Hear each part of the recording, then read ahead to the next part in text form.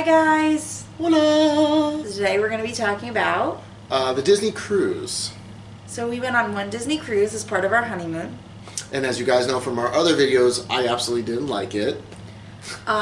We do think we would have had a better time if we didn't pair it with a full week at Disney World. We just think it was too much of the same food and everything going on. Yeah, so we did, just a little bit background story, we did a full week in Disney World, a week on a Disney cruise, and then we went back to Disney World after that, so it was like 2.5 weeks worth of Disney.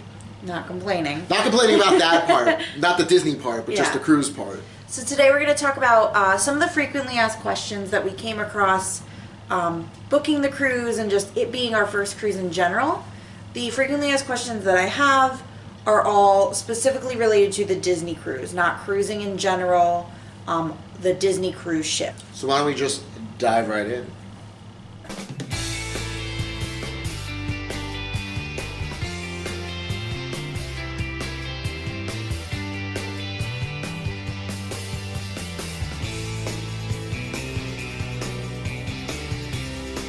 So what's included in the price of a Disney cruise? So this is one thing that sets Disney cruises apart.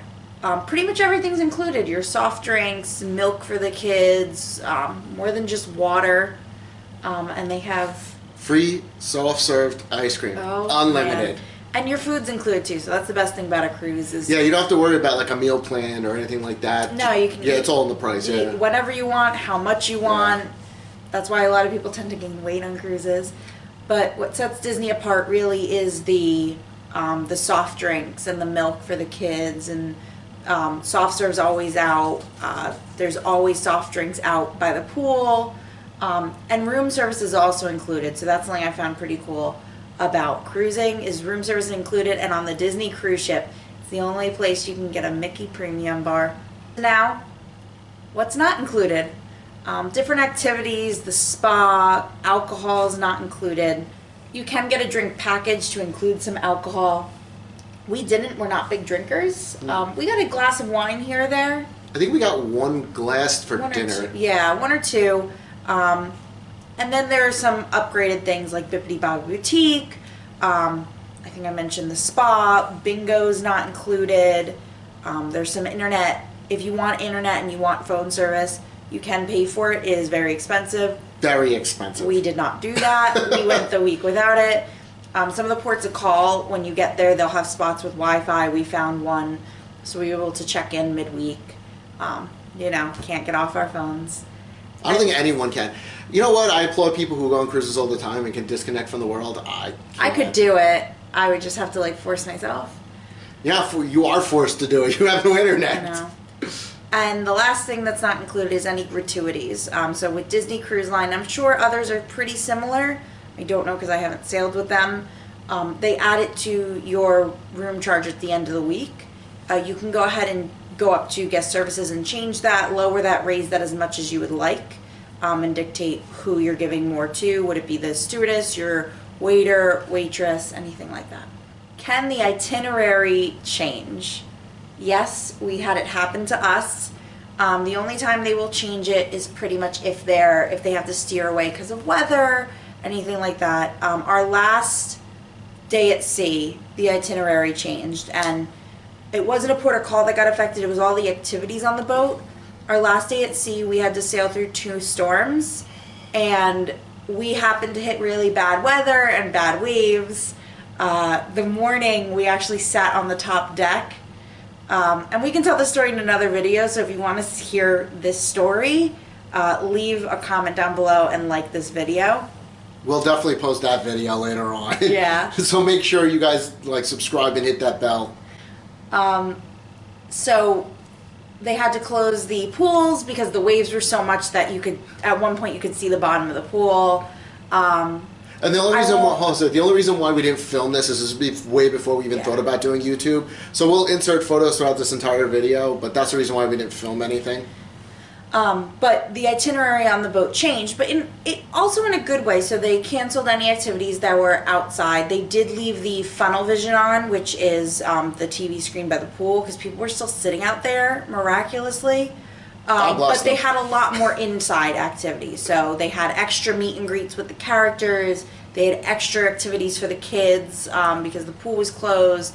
Everything like that. They did a really good job. So something that, thank God, didn't happen to us is if you're supposed to go to a port of call, they may reroute you back out to sea, and or they may put another day of Castaway Cay as another stop. As opposed to doing one stop, you may do two, depending on where you are in your voyage. So it's not a complete loss, but I have heard of other stories where people have gone back to that island multiple times. And it's all based upon availability because only one ship can be at Castaway Cay at a time. So it's really kind of luck of the draw, but they will change it, and they will do it just for your safety. So if you're on board and it happens, don't get upset about it. They're really only doing it for their safety because they lose out on the money not going to those ports of calls as well. What is rotational dining? I don't know. Please do tell. So when you get on board, you get your room card, and on there will actually be little letters on your room key. So like E for Enchanted Garden, A for Animator's Palette, R for Royal Court. Every ship has different restaurants, so they may be different letters. But that tells you what order you're going to each restaurant. So you'll go, depending on the length of your cruise. For us, we went to every restaurant twice and one restaurant 3 times. And you jump around to each restaurant, and each night has different menus, so you're not getting the same menu 2 nights in a row. Yeah. But your wait staff will follow you around with you, so you do have the same waiter each time. Our waiters were fantastic. Yes, they really, really were. They put up with me. Yeah. They were amazing. Our maitre d' was amazing. Even at the end of every night, they gave us a little puzzle riddle between dinner and dessert before we left. Another thing that we thought was really cool about the cruise compared to any other cruises is, for example, like we were on our honeymoon, so you sit and you dine with the same guests that are on board night after night. So since we were on our honeymoon, you were grouped together with other couples that are also on their honeymoon. So if you're there with families, you know, children, whatnot, you'll be grouped with those type of other families that are also on the cruise as well. And if you have a large group, sometimes you will sit alone. Like we were surrounded by a few groups of like 7 or 8 people. They were at their table by themselves. And we could have requested that we just sit by ourselves every night. Where's the fun in that? But we wanted to meet people on the cruise ship, so it was kind of cool that we were sat with 2 other couples that were also on their honeymoon. One from, I believe, Tennessee. I think so. And one from Canada. Do I need to bring cash? Anytime you ever travel, I think you need to bring cash. You do. I would recommend you bring a little cash, especially used on the islands. But on the ship is cash free. There's no cash on the ship. You use your room key, everything gets charged to the room, and then that room charge goes on the credit card that you check out with. You can, if you really want to, pay with cash at the end, go up to guest services. But it is a cashless ship, so you do charge everything to the room key. If you have kids with you, you can shut that ability off on their room key. You can go up to guest services and say, hey, their child, don't let them charge things to the room, which is really nice. Even when we had room service, we tried to give the guy like a $2 cash tip. He goes, no, I can't. We had to call up like room service and put it on the room. Yeah. So it is kind of cool. You don't have to worry about cash while you're on the ship. You can lock your wallet up the entire week. But you got to be careful when you spend, because if you're not spending the cash and you're trying to budget, down to guest services and actually ask them periodically how much you've charged to the room, because they will, give you a log of it, but they just won't like physically swipe your credit card. And honestly, as much as we are spenders, we did not spend that much on the cruise ship because a lot of it's included. All the food is included. I think the big things that we spent money on, we bought merchandise and our gratuities. The one thing I wanted to buy that was expensive, she wouldn't let me buy. Nope. It was a big pillow. How much was it? $200. Worth it? No. The big red one? No? Okay. What is Castaway Club? Tell me more. So every cruise ship actually has their benefits program. Frequent flyer, for example, frequent sailor miles, whatever you want to call it. Disney's is Castaway Club. So they have 3 levels: silver, gold, and platinum. So you're a silver member once you've completed 1 cruise. So we're silver members. It's as easy as that to get in. Gold, you have to do 5, and platinum, you have to have sailed 10 Disney cruises. They don't have to be consecutive or every year. Although if someone does do it consecutively, Right? And what do you get with that? You get special deals. You can make reservations before others. So if you're a platinum, you can make reservations before a silver. And if you're silver, you can make it before somebody who's never sailed with Disney before. Reservations such as Apollo and the spa and all of those. And I'll talk about those later. But you also get sometimes special gifts in your room. And there's also certain things going on the cruise ship that are only for Castaway Club members. And each cruise is different, so they leave information in your stateroom regarding it. Can I bring alcohol on board? We did not.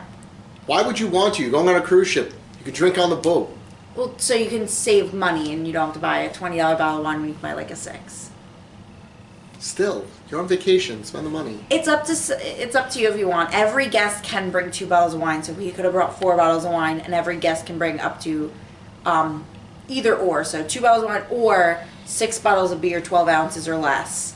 Must be unopened when they get on board.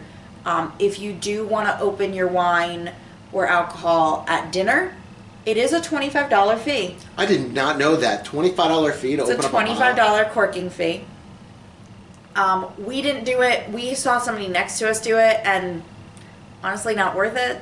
Just buy it, or I mean, it's easier drink for us before dinner. It's easier for us to say like, just don't drink. But I get that some people have to. We didn't, but you're more than welcome to. This is a question Josh can answer. What's on the TV in the staterooms? Everything. Everything. Every Disney movie you could possibly think of. Literally on demand or on the channels. We watched so many Disney movies on this cruise. So as Amy said earlier, we had one day that we were out to sea, and we really had really bad rough seas. Well, I caught up on all the Disney movies I never saw before, and we ordered room service. That's how we learned all about the room service and what was going on.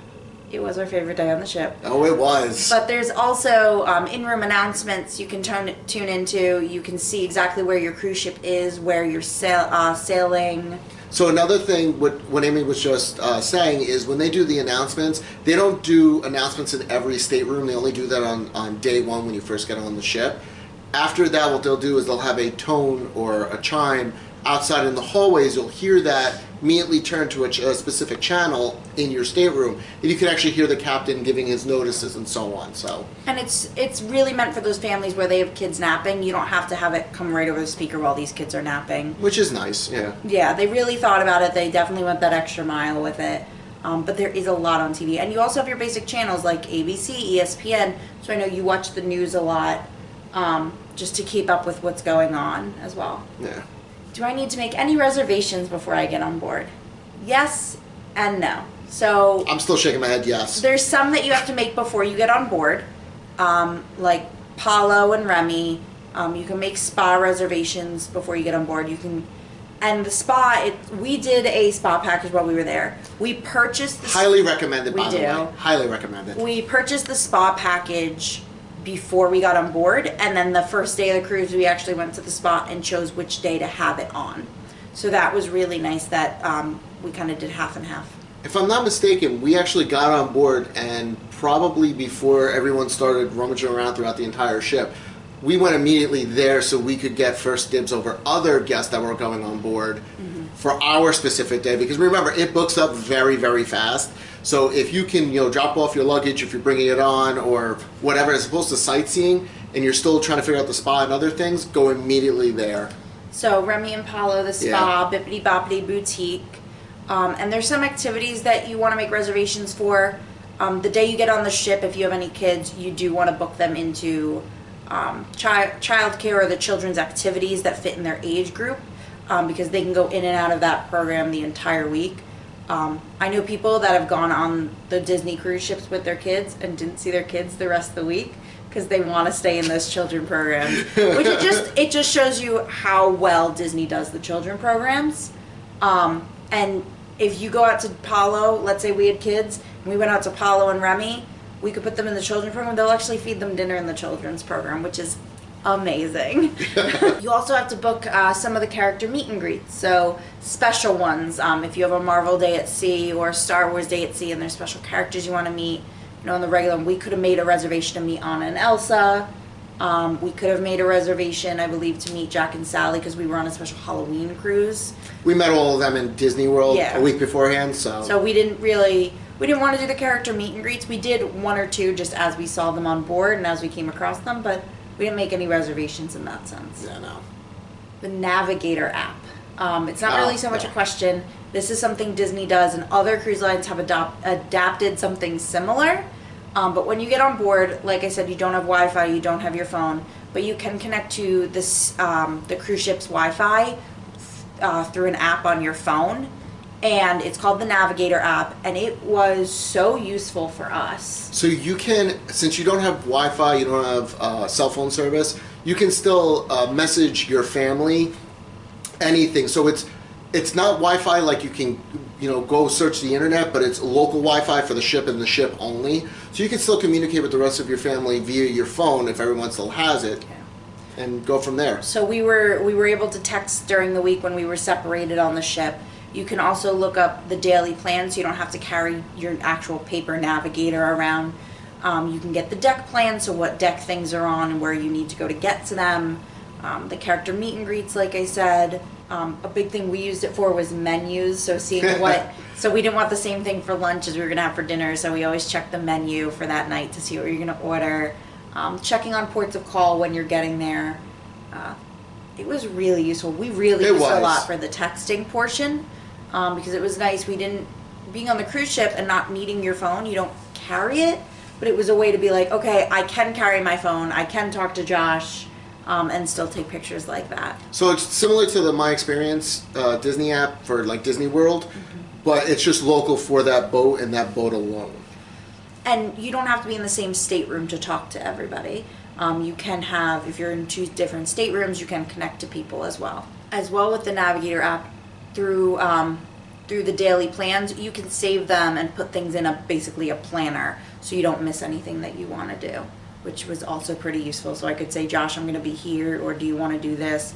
And to remind us, we could look a few days ahead and say, we definitely want to get on that tour. And the last question that I know Josh can answer, but I'll answer for him. I'm a picky eater. Will I eat on the ship? Okay. God, let me answer this one. Depends on the picky eater, but I'm going to say yes. Disney does a great job.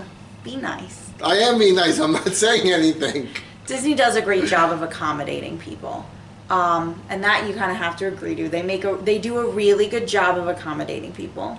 So as you guys have heard from all of our other videos, how much I love the Disney cruise, because the same food that they serve at Disney World, they serve on the ship and the cruise itself. I get very bored of the same burgers, the same steaks, the same everything. So they did try bending over backwards to feed me. So I will say this, it was my own fault that I didn't really eat, but I didn't eat. But she's absolutely right. Even picky eaters like myself, if I didn't go, to Disney World first and then, only did the cruise, I would have definitely gained a lot of weight. So for breakfast, you can go right to Cabanas, which is their buffet, or you can go sit down in a dining room. And we did that once or twice. And you can order something custom for them to make, and they'll make it. You ask for it, they'll make it. Especially if you ask for something specific, they may need another day to make it. And that happened to us, and I'll explain that. But with lunch, you can also do Cabanas or the sit down. They also have pool bar areas. There's always in-room dining.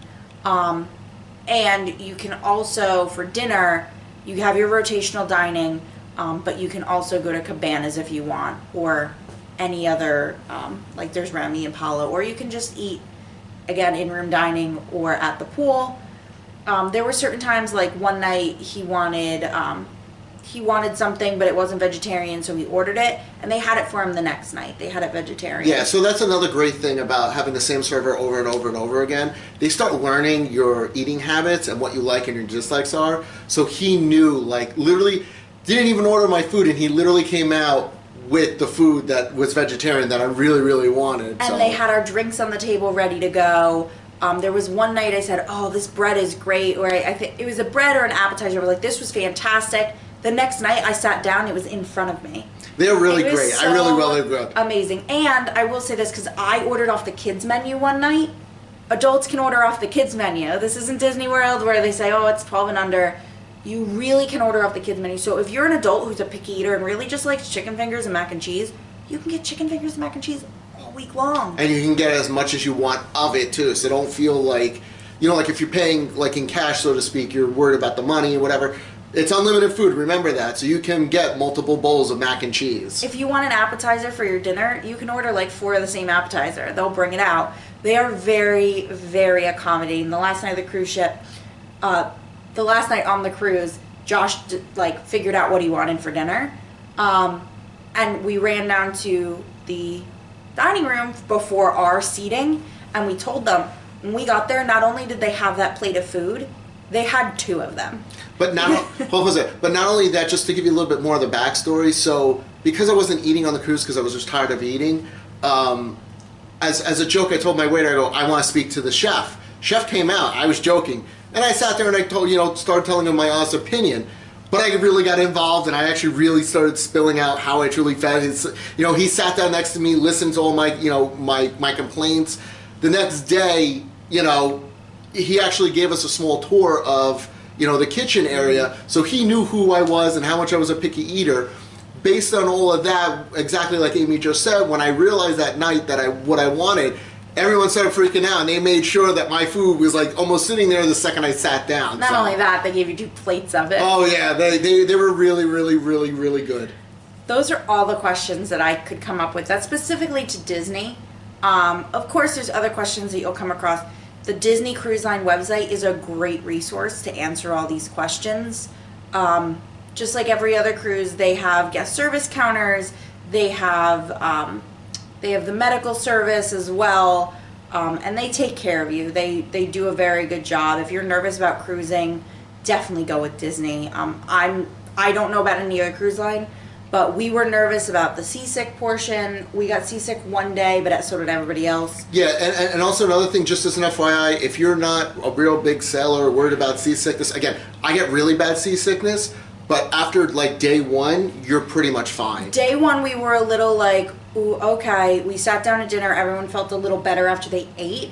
After that first day, you really do need food in your stomach the whole day. And you get your sea legs. You get your sea legs. The rest of the cruise ship was fine except for that one day, and again, we will definitely tell that horror story in another video, so be sure to subscribe. But that's all I have for today, guys. So if you guys have any other questions that you think you have and we can try answering for you, leave a comment below. We'll definitely answer you. We'll find out whatever information we can. Be sure to subscribe, like this video, and leave a comment if you've ever been on a Disney cruise or not. And tell us how you guys enjoyed your experience with them. Yeah. All right, guys. Thank you for watching. Thank you so much. And see you real soon.